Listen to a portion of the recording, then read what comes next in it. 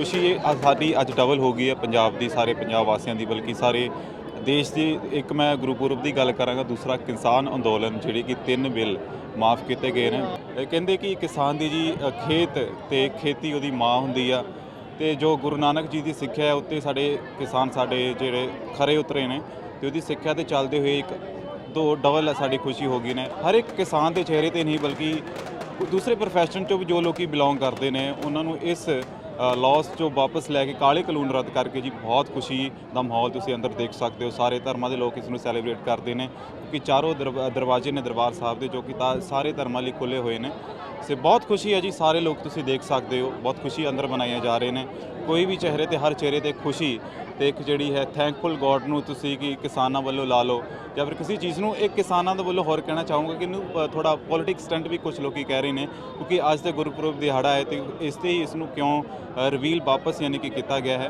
पर जो भी हुई है जी इसका असीं सत्कार करते हैं जो कि जी किसानां दा बहुत चिर तो सीगा, अज मकसद पूरा होया है।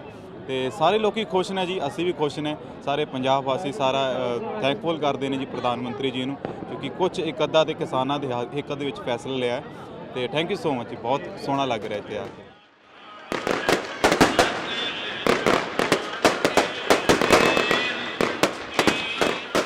मेरा मानना है कि ये बिल इसलिए उन्होंने आज ही किया है ताकि सिखों की एक तो खुशी को वो दुगना कर सके और जो उनमें थोड़ा बहुत गुस्सा है या द्वेष है, थोड़ी बहुत भावना जो है, तो वो भी कम हो जाए।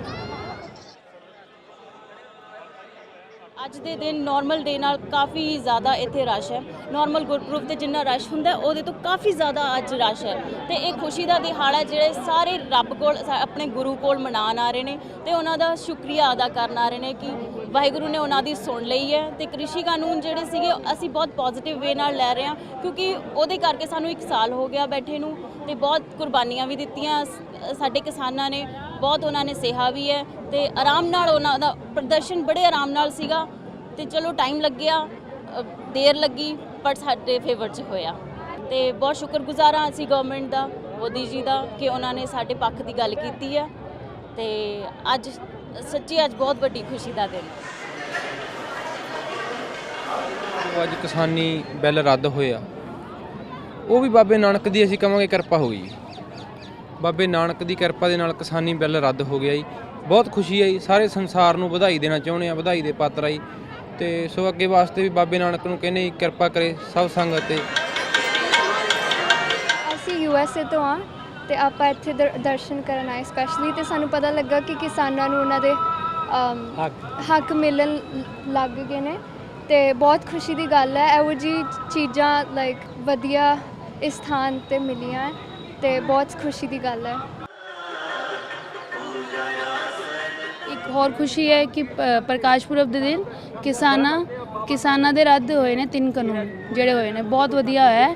सेंटर सरकार ने बहुत अच्छा किया है। यह गिफ्ट पहले मिलना चाहिए सी कि आपा दे जोड़े शहीद होए ने, किसान शहीद होए ने और शहीद ना होंदे, चलो यह भी अच्छी गल है, वधिया दिता है। बहुत खुशी हुई अज का दिन, गॉड गिफ्ट है।